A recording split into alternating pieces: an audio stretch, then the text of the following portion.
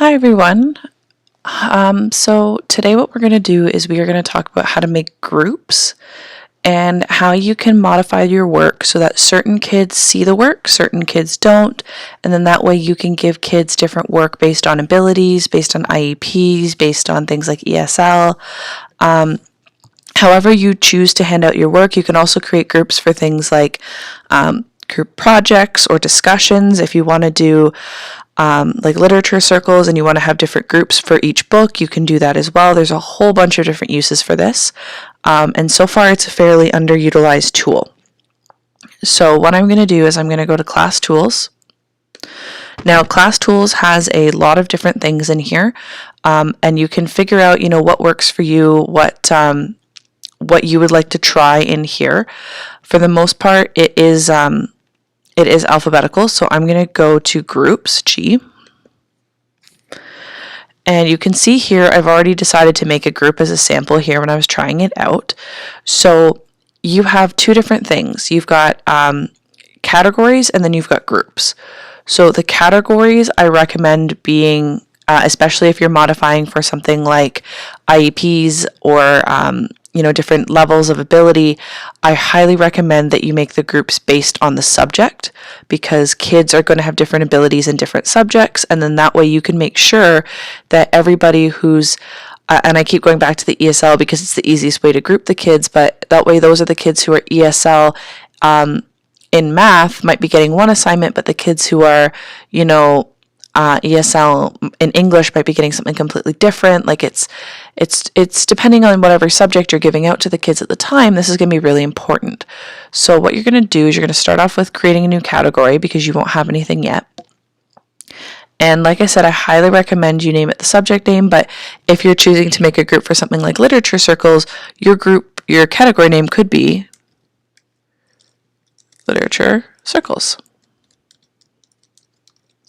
Okay, and then a description if you need it, but most of the time I find the description box is overly present and not needed. So enrollment type. So no auto enrollments, groups of, whatever, number of groups. I usually go with number of groups. And then I create, I'm going to do 4 different book options, so I want 4 different groups. No restrictions on enrollments yet. Anything like this is kind of all extra. Auto enroll new users, stuff like that. Like that can get a little tricky. And then here you've got this awesome option to set up discussion areas for that group. So again, literature circles, and set up different assignments. For right now, I'm not going to touch that. This is just the basics on how to create a group. So I'm going to hit save. Okay. So now I've got my literature circles and I've got 4 different groups. Okay, and you'll notice the math one that I have disappeared. That's just because I'm looking at one category at a time. It won't let me really view more than one. So with literature circles, I said I wanted 4 groups, so what it did is it automatically put the kids in here. Now if you wanted that to be slightly different, what you would do is when you are in the here, you just leave it at number of groups, no auto enrollments, the very first option. And if I was to say 4, what it would do is it would give me 4 empty groups, and it would not automatically assign anybody into those groups. So like I said, if you're trying to do something for ESL, for different leveled abilities, for different groups that you want to control, you're going to create number of groups, no auto enrollments. Okay, but I had selected number of groups in the previous one, which is why I auto-enrolled some students. So this time I'm going to do this, and I'm going to call this one English. Just so that you can see here, nothing else I've changed. Save. And now you can see we're in English, and none of my groups have any members. Okay, so once you've got a group, what you're going to be able to do is you're going to be able to go into the group, and you're going to be able to enroll users, and you're going to be able to change the name, the group code, give it a description, all that jazz to kind of actually make it worthwhile for you. Okay, once you've set all of this up, This is going to help when you're creating your assignments, and I already have a video I posted previously on how to do content, okay? So this is all the like back work knowledge that you need to make everything else go smoother. So if I go into content, and I want to actually now use the fact that I've created these groups, what I'm going to be able to do is say I want the movie soundtrack unit to only be available to, you know, a certain group. If I go to these three dots, which mean more, and I go edit, it brings me to the actual basics of the unit, and then people often get stuck and they don't really know where to go from here. So what you actually need to do is you actually need to go to these three dots, and you need to go to the second option, which is view release conditions.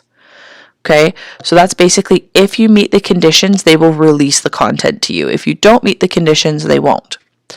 So view release conditions. Now, yours is going to be blank. So what you're going to do is you're going to create a new condition, condition type. There's a whole bunch of stuff here. Okay, we are going to go to class list, right near the top, and we're going to go to group enrollment because that's what we just created. We just created some groups. So once I click that, it's going to say, well, what group? So I can go and look, there's my math group that I set up, my literature circle I set up with you guys, and my English group. So if I want this to only be visible to people who are registered for group 1 of literature circles, I can click on that. I can click create. And now it says all conditions must be met, and the only condition I have created is that you must be a member of this group. Okay, so if you are not a member of this group, you cannot see this content. Okay, and as soon as I hit save, it's done. And you'll see that little gear there, that means that there's conditions, and it is visible right now. So it's visible if conditions are met. I can go ahead and turn that right back off though, and it hides it again. Conditions are inactive as long as it's hidden. Okay. Now, when you're creating things like this that are folders within folders, it seems to be that you have to put the permissions on everything. I haven't quite figured everything out yet, but it looks like that seems to be the case. So again, make sure that if you're looking for something for students, that you're modifying as needed, and you can view release conditions to make sure that only the kids who are in certain groups that you have dictated and you have created are the ones who are seeing the assignment.